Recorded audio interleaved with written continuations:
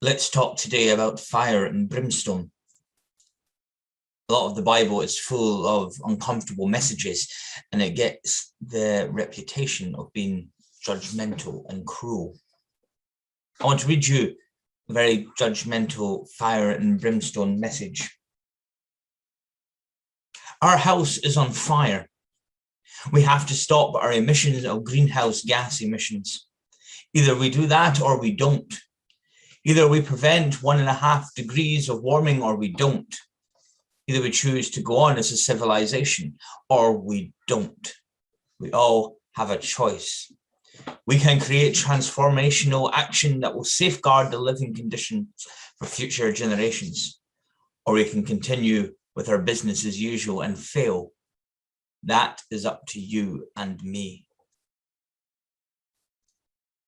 Those words are probably recognizable to you, not from the Bible, but from that famous speech by Greta Thunberg. As the COP26 summit gets underway in Glasgow, we need to take seriously climate change. How, as vets, can we engage with climate change? When we need cars to move from farm to farm and stable yard to stable yard, when we use huge amounts of single-use plastics, where can we fit ourselves into the change that is needed? The Bible tells us that this world is not ours, it is God's, and that we are here only to be stewards and to look after it. But the climate disaster is not just a disaster of ecology, it is a humanitarian disaster.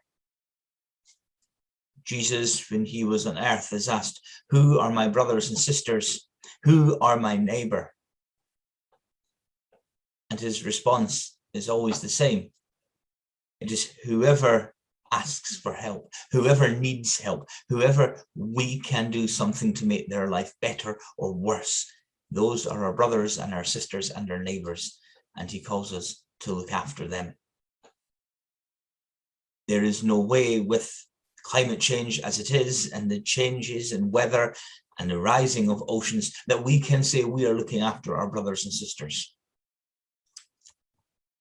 It's not an easy answer. It's not an easy answer for individuals. It's not an easy answer for vet practices. It may well be that we look and we think there's not much we can do. And yes, we look at COP26 and think of China and Russia aren't there. What difference does it make? But I'd like to tell a story.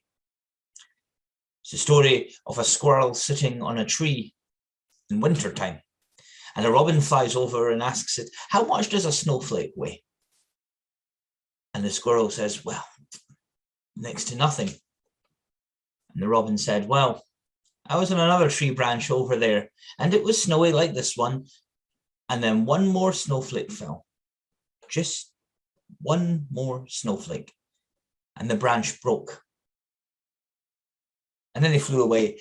And the squirrel was left thinking that enough next to nothings actually can make a huge, huge difference."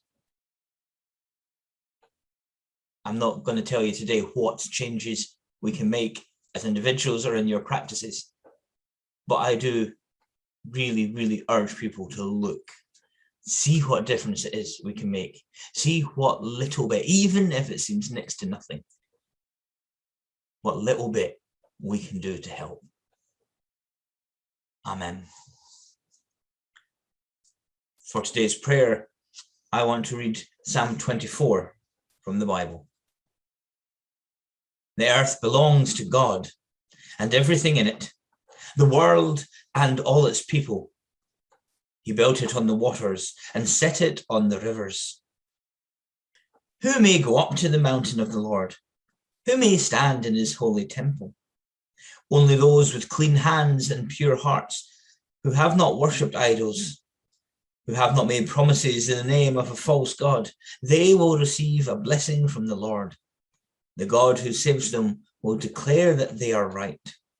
They try to follow God. They look to God for help.